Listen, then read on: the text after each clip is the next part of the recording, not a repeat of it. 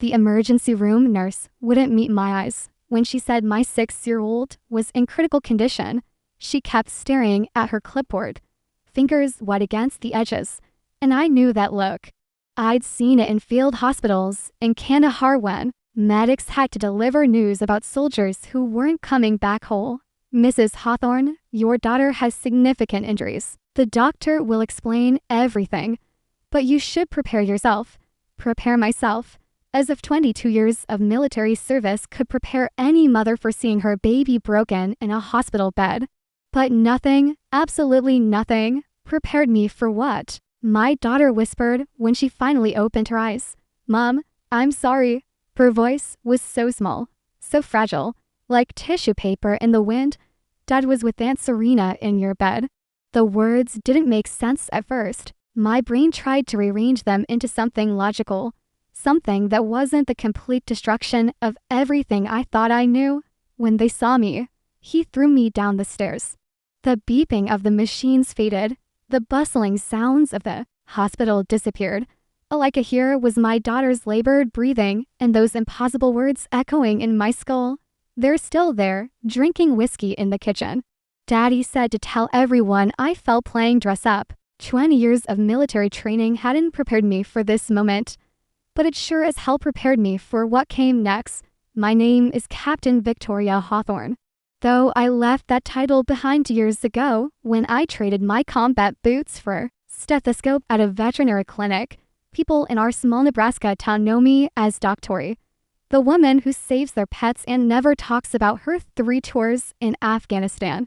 They don't know about the Bronze Star hidden in my closet or the nightmares that still wake me at 3 a.m. My daughter Meadow is 7 years old with my stubborn chin and her father's green eyes. She loves dinosaurs, hates broccoli, and insists on wearing her purple rain boots even when the sun is shining.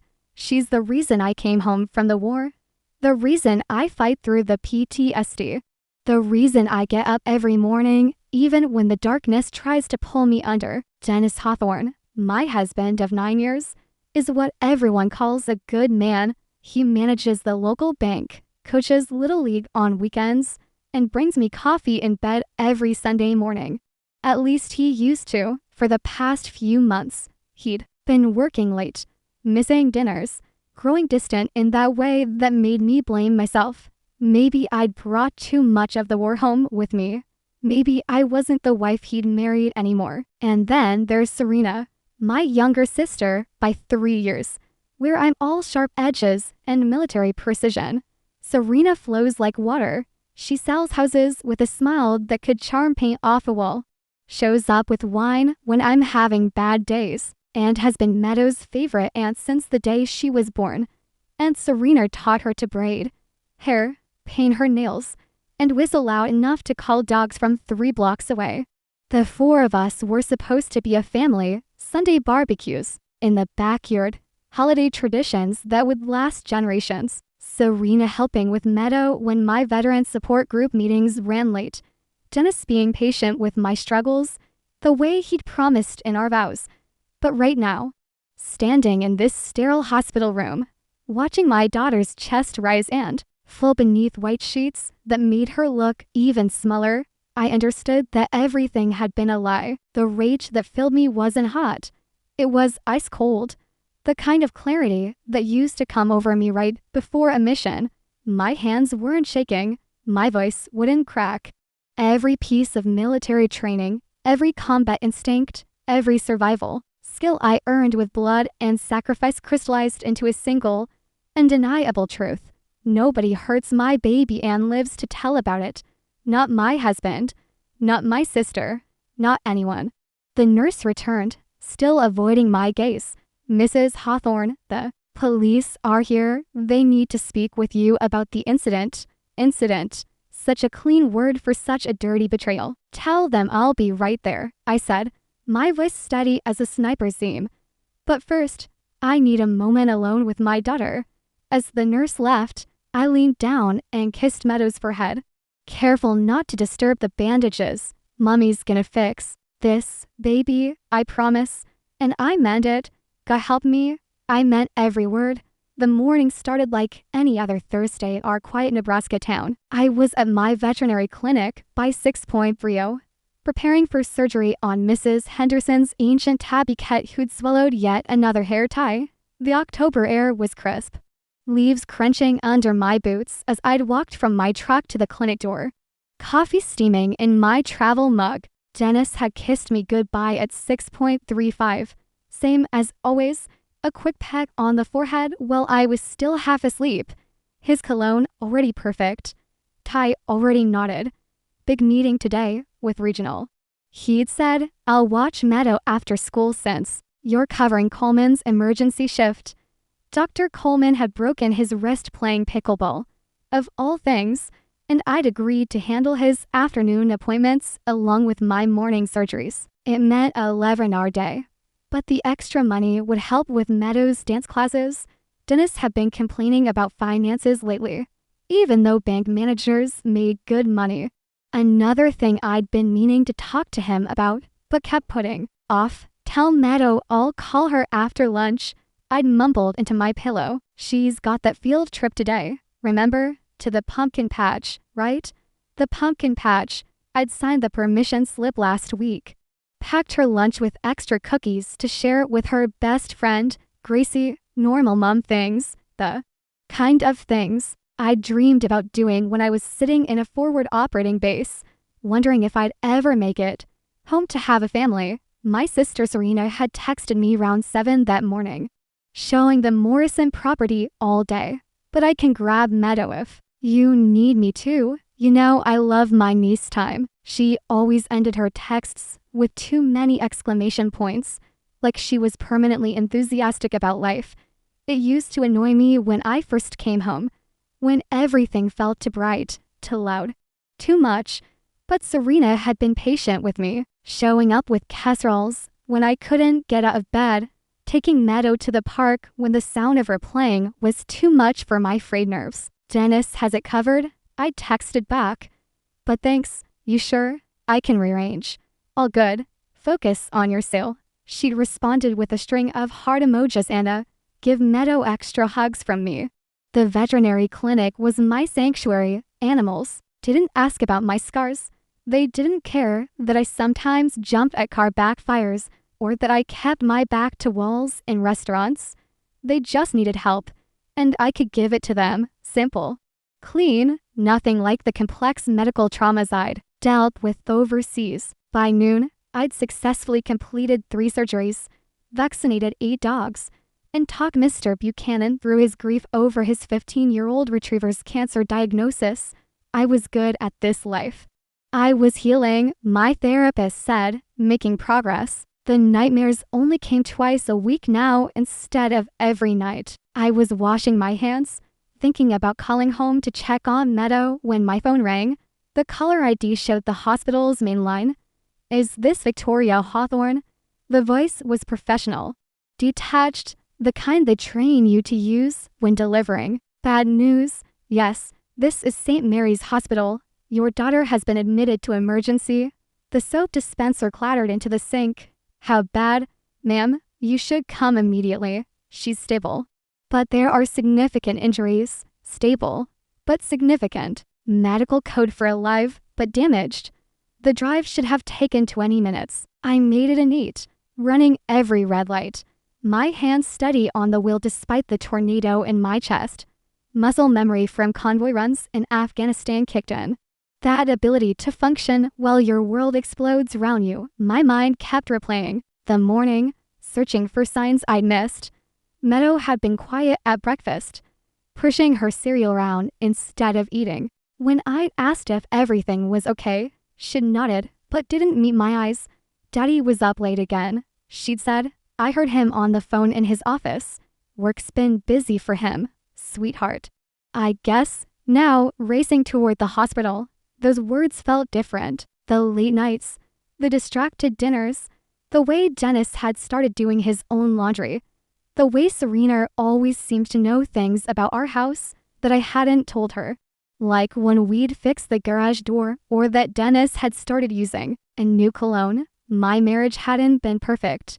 Lately we'd been distant, sure. But I'd blamed myself. The war had changed me. I wasn't the sunny, optimistic woman Dennis had married. I was harder now, vigilant, always waiting for the next threat. Maybe he'd gotten tired of waiting for his wife to come all the way home. But whatever problems we had, Dennis was a good father. He read bedtime stories with different voices for each character. He taught Meadow to ride her bike, running beside her for hours until she got it right. He would never hurt her, would he? The pediatric ICU smelled like fear and antiseptic, a combination that transported me straight back to field hospitals in Afghanistan.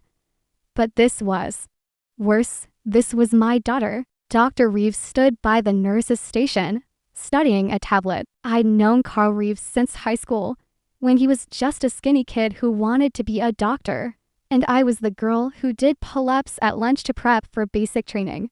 His face told me everything before he said a word. Tori, sit down. Just tell me. She has a severe concussion, 3 broken ribs and a fractured wrist. Her left shoulder was dislocated, but we've reset it. There's significant bruising along her spine. He paused, choosing his words carefully. She fell down the stairs. According to your husband, where is Dennis? He left after dropping her off. Said he had an important meeting at the bank. An important meeting? Our daughter was lying in the ICU, and he had an important meeting. Can I see her? In a moment, Tori. I need to ask you something. Carl's voice dropped. The pattern of injuries, they're consistent with a full, but some of the bruising looks defensive. Has Meadow mentioned any problems at home? What are you asking me, Carl? I'm asking if there's anything you want to tell me before I file my report. The implication hung between us. Mandatory reporter. Child Protective Services. An investigation.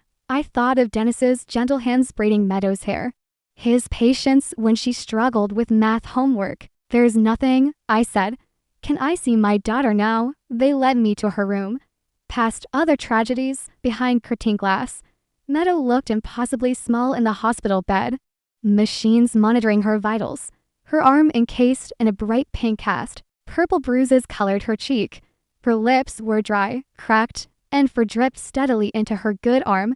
I pulled a chair close, took her uninjured hand in mine. Her fingers were so small, still dimpled at the knuckles like a baby's. I'd held these same fingers when she took her first steps, when she started kindergarten, when she got her ears pierced last month. After an hour, her eyes fluttered open and focused at first, then finding me. Mommy? I'm here, baby, you're safe now. Her eyes filled with tears that spilled down her bruised cheeks. I'm sorry, Mommy, I didn't mean to see them. My heart stopped. See who? Sweetheart, Daddy, and Aunt Serena. Her voice was barely above a whisper, but each word landed like a grenade. They were in your bed. They were doing grown-up things, kissing and stuff, with no clothes. The room tilted. I gripped the bed rail hard enough to crack the plastic, fighting to keep my face neutral. Are you sure it was Aunt Serena? She was wearing the bracelet I made her for her birthday. The one with the purple beads, and she had her special perfume. The one that smells like vanilla cookies. Meadow's voice broke. I just wanted my teddy bear from your room. Mr. Buttons was lonely in my room, and I thought if I got him really quiet, nobody would know. What happened then, baby? Daddy saw me in the doorway. He jumped up really fast and his face got all red and scary. He used the bad words you said never to say. He grabbed my arm hard right here. She pointed to purple finger marks on her upper arm. I tried to run, but he pulled me back. He was yelling about how I ruined everything. Then he pushed me hard. I fell all the way down the stairs backwards. My vision tunneled. Red crept in at the edges. The same rage I'd felt when our convoy was ambushed, when I'd seen my squad member's body after an IED. But this was different. This was my child. What did they do after you fell? I couldn't move. Everything hurt so bad. Aunt Serena came down, wrapped in your yellow robe, the one Grandma gave you. She was crying. Daddy said they had to take me to the hospital, but they had to get their story straight first. He made me promise not to tell anyone about seeing them. He said if I told You would leave us and I'd never see you again. He said it would be all my fault for sneaking around. Oh, sweetheart, none of this is your fault. Then Aunt Serena said maybe they should give me some of Daddy's whiskey for the pain. But Daddy said that would look suspicious. They got dressed really fast. Daddy kept saying this wasn't supposed to happen over and over. And Serena put ice on my head and told me I was being so brave. But she looked scared. Dr. Reeves had returned with a social worker, a woman with kind eyes and silver hair. I hadn't heard them enter. But military training meant I'd position myself to see their door. As Meta repeated her story, I felt something cold and familiar settle over me. The same clarity I'd felt before missions. The same deadly calm that preceded necessary violence. Mrs. Hawthorne. The social worker said gently, "We've contacted the police. They'll need your daughter's statement. We'll also need to document her injuries thoroughly." "Are they going to arrest him?" I asked, my voice steady despite the hurricane inside me. "They'll investigate first. These cases can be complicated, especially with family involved. It could take time. While my 7-year-old lay broken in a hospital bed, betrayed by the two people she trusted most after me. They wanted time." I kissed Meadows' forehead as she drifted back to sleep, the pain medication finally taking effect. Her small hand went slack in mine, and I carefully tucked it under the hospital blanket. The social worker was still talking about protocols and procedures, but her voice had become white noise. "I need to make some calls," I said, standing up. "My mother needs to know." The social worker nodded. "Take your time. We'll stay with Meadow." I stepped into the hallway and dialed my mother. Ruth Hawthorne answered on the second ring, her voice bright. "Victoria, I was just thinking about you. Is Meadow excited about her field trip, Mom? I need you at St. Mary's Hospital, Pediatric ICU." The brightness vanished. "What happened?" Dennis pushed Meadow down the stairs. She caught him in bed with Serena. Silence. Then, "I'll be there in 10 minutes. My mother arrived and eat." Her face carved from stone. Ruth Hawthorne was 73 years old, a retired school principal who still made grown men nervous. She took one look at Meadow through the glass and her jaw tightened. "Tell me everything." I did, every detail, every word Meadow had said. My mother listened without interrupting. Her hands clenched in her lap. "Victoria, don't do anything stupid." "Define stupid, Mom." "Whatever you're thinking with that look on your face. The same look you had when you came back from your second tour. Let the police handle this. The police want to investigate, build a case. That takes time. And what's the alternative? You going to prison while Meadow grows up without her mother?" I looked through the window at my daughter, so small and broken. "He's still at home, Mom, with her, drinking whiskey in my kitchen while my baby lies here with broken ribs." "You don't know that." "Yes, I do." I pulled out my phone, showed her the Find My iPhone app. Dennis's phone was at home. I checked Serena's Instagram earlier. She'd posted a story 3 hours ago showing a wine glass with the caption, "Afternoon, off." The geolocation tag showed our neighborhood. "Victoria, stay with Meadow. If she wakes up, tell her Mommy had to run an errand. I'll be back soon. Victoria, please." But I was already walking toward the elevator. The cold clarity had fully settled now. That mission mindset that had kept me alive through 3 tours, assess plan, execute. I drove home carefully, legally, observing every traffic law. I parked blocks away at the small park where Meadow liked to feed ducks. The walk gave me time to control my breathing, to push down the rage until it became something useful. Rage made you sloppy. Cold precision kept you alive. Our house looked normal from the outside. Dennis's BMW in the driveway, freshly washed. Like always, Serena's white Lexus parked behind it, blocking him in. Interesting. The living room curtains were drawn even though it was only 3 in the afternoon.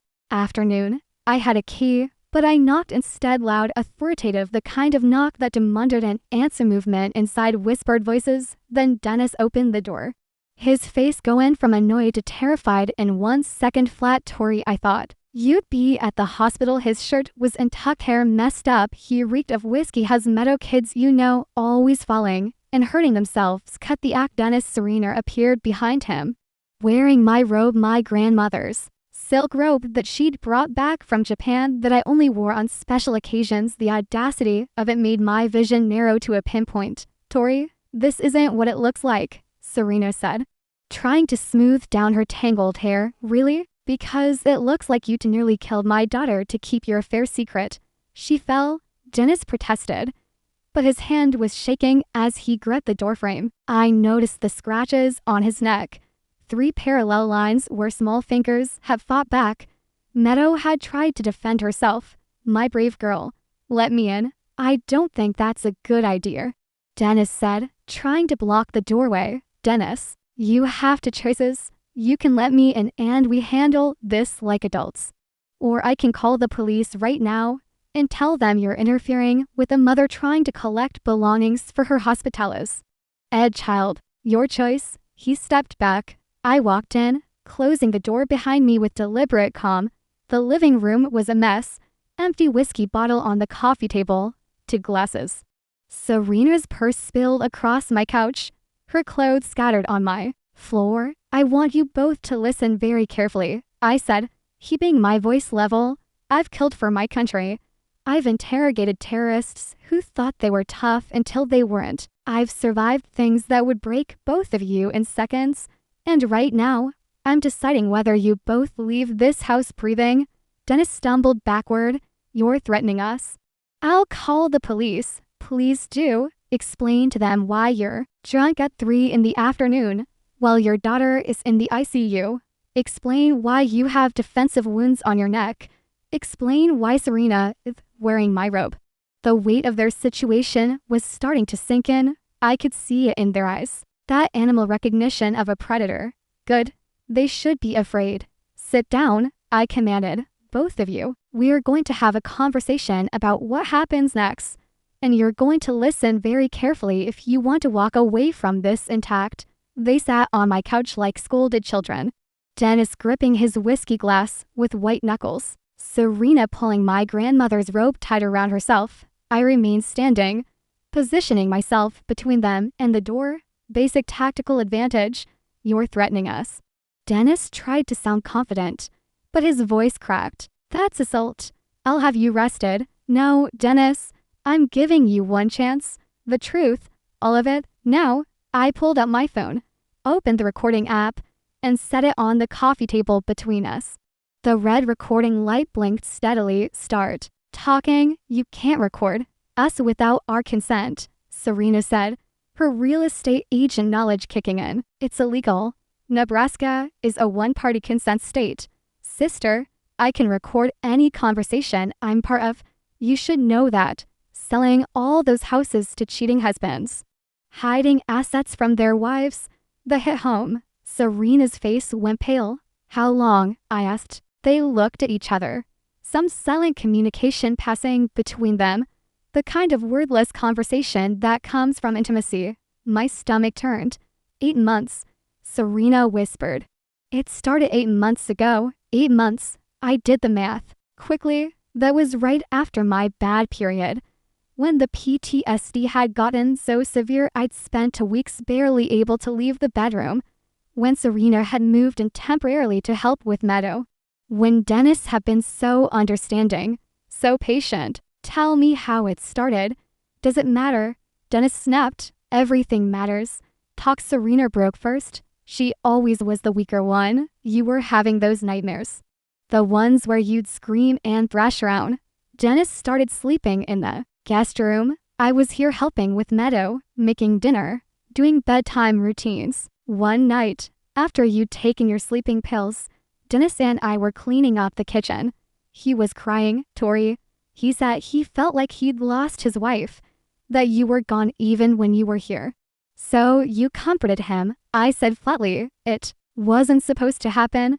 We were just talking, and then we were kissing, and then we couldn't stop. We tried, Tori. We really tried to stop. 8 months of trying. How noble.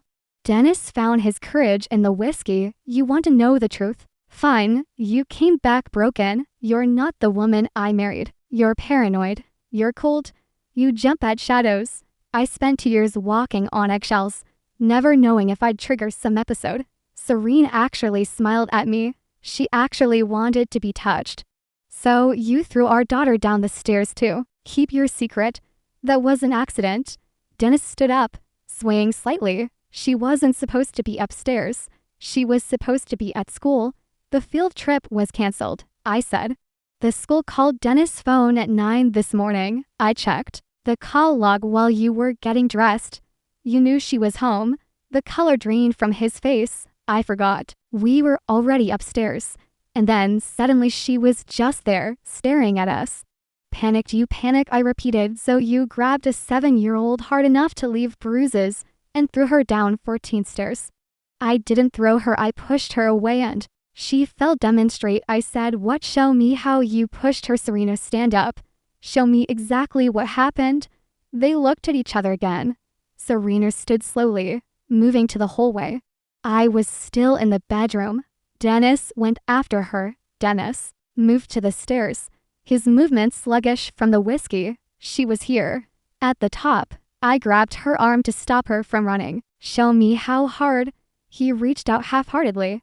That wouldn't leave the bruises I saw. Show me how you really grabbed her. This is insane, Dennis said. Do it. He grabbed Serena's arm harder. She winced. Harder. The bruises are purple, Dennis. Finger-shaped. Show me what you did to our baby. He grabbed harder. Serena cried out. Now show me the push, Tori, please. Serena begged. Show me. Dennis shoved Serena. Not hard enough to make her fall, but enough to make her stumble backward, like that. But she was smaller, and she lost her balance. You pushed a 40-pound child with adult force. I didn't mean for her to fall. No, you just meant to silence her, to scare her into keeping your secret. I picked up my phone. Stop the recording. Congratulations. You just confessed to assault, child endangerment, and conspiracy to file a false report. Their faces went white, the reality crashing down on them. Here's what's going to happen, I said, my voice calm and steady. Dennis, you're signing divorce papers, uncontested, full custody to me. You'll pay child support, medical bills, and college tuition. You'll move out of state within 30 days. Serena, you're dead to this family. If either of you come near Meadow again, if you even think about fighting this, I release this recording to the police, your employer, and every social media platform that exists. You're blackmailing us, Dennis said. I'm showing mercy. Prison would be worse. I leaned in close, letting them see the soldier I'd been, the one who'd survived ambushes and IED blasts and watching friends die. But here's the thing about mercy. It's conditional. This recording keeps you safe. Only as long as you comply. Test me. And you'll learn what I learned in Afghanistan about problems that need permanent solutions. I still have contacts, people who specialize in making problems disappear. Dennis wet himself. The dark stain spread across his khakis while Serena hyperventilated into her hands. Get out. Both of you, pack one bag each. You have 10 minutes. 3 months later, Meadow was healing beautifully, both physically and emotionally. The cast came off after 6 weeks, revealing her arm pale but whole. The bruises faded from purple to yellow to nothing, though I still saw them sometimes when I closed my eyes. Physical therapy twice a week had her range of motion back to normal. The child therapist, Dr. Martinez, said she was remarkably resilient. Like her mother, she'd said during our last session, giving me that knowing look therapists perfect in graduate school. Children model what they see. She sees you moving forward, so she knows she can too. Dennis fled to Florida before the police could build their case. He'd signed everything I demanded within 48 hours of our confrontation. The divorce lawyer, a veteran herself, had looked at me with understanding when I'd explained the situation. Fastest, uncontested divorce I've ever processed, she'd said. Usually takes months.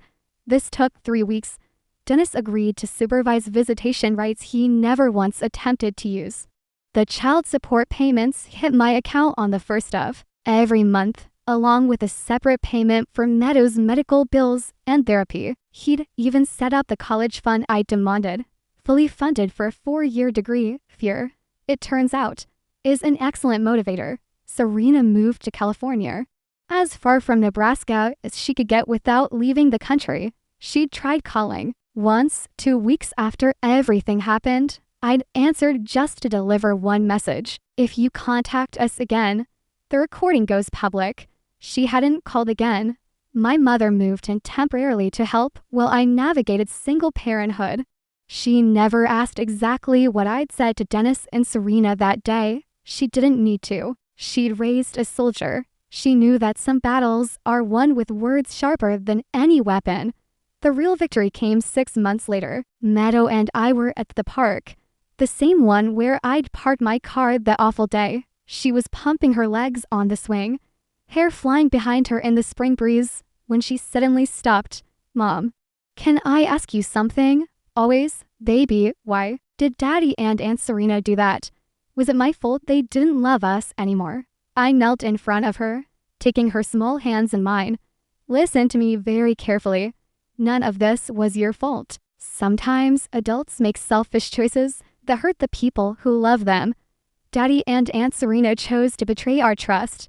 They chose to lie, and when you discovered their lies, Daddy chose to hurt you to protect himself. Those were their choices, not yours. But why? I don't know, sweetheart. Sometimes people we love disappoint us in ways we never expected. But you know what? We're stronger without them. We don't need people in our lives who would hurt us. She thought about this, her 7-year-old mind processing complex emotions. Mom, I'm glad you made the bad people go away. Bad people? Daddy and Aunt Serena. They were bad people pretending to be good. But you protected me. You're like Captain America, but real and a girl. I pulled her close, breathing in her strawberry shampoo scent, feeling her heart beat against mine. No, baby, I'm just your mom. And that's the most powerful thing in the world. The truth is, military training didn't save my daughter that day. Yes, it gave me the tactical thinking to record the confession. Yes, it gave me the emotional control to handle the confrontation without violence. Yes, it made me dangerous enough that Dennis and Serena believed my threats. But what really saved her was love, pure, fierce, maternal love that would burn down the world to protect my child. The kind of love that transcends training or experience or capability. The kind of love that makes ordinary people capable of extraordinary things. Dennis and Serena learned that lesson the hard way. They're still out there, somewhere, looking over their shoulders, wondering if today's the day I change my mind about letting them live with their choices. That fear, that's their prison. And it's exactly what they deserve. Because here's what I learned through all of this. You don't need weapons to destroy someone who's hurt your child. Sometimes all you need is the truth, a recording app, and the absolute certainty that you'd do anything to protect what matters most. My name is Victoria Hawthorne. I'm a veteran who served 3 tours in Afghanistan. I'm a veterinarian who saves animals every day. I'm a survivor who battles PTSD and wins more often than not. But most importantly, I'm Meadow's mom, and that last title, that's the one that makes me the most dangerous. Nobody hurts my baby and walks away unscathed. Nobody. If this story resonated with you, if you've ever had to protect someone you love from those who should have protected them, please like this video and share it. Your story matters too. Comment below with your thoughts. And don't forget to subscribe to our channel for more powerful, real stories of survival, justice, and the unbreakable bond between a parent and child. Together, we're stronger than those who would hurt us.